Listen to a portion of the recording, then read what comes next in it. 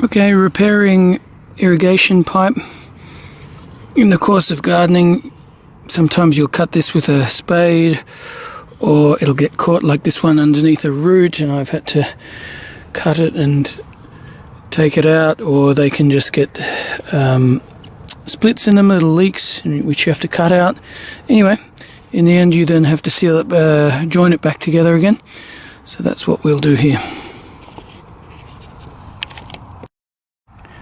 This is what you need to do this kind of repair job. These are the little joiners. There's all sorts of different shapes if you want to join it at right angles, or join it straight on, or join it with a different size thing. All different ones I just keep there. Obviously if you come to the end of a line, you want to, then you've got this one here. Alright, this is the one you need just for the standard join. And here are the little clips that you'll need.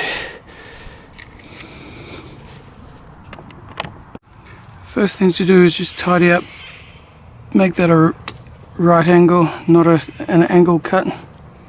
You'll see that the joiner has a straight thing, and it needs to be straight. If it's at an angle, it won't insert well. This is the joiner. In nice warm weather like this, with this brown soft pipe, it just wiggles in.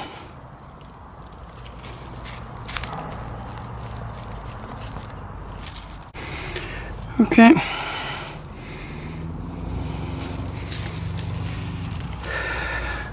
You got these little guys. Open it out like that. Put it round. Put it just on the inside of the little barb which was at the end of the joiner.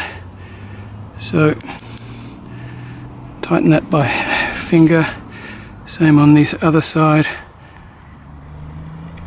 Open your thing out. Clip it on. Move it to there. See the little barbed bump there? That's what you're tightening up. Tighten it by finger. That is important. The very last step is to tighten it maybe just one more notch or two there, 3 there, with this little pliers. There we are. It's all repaired.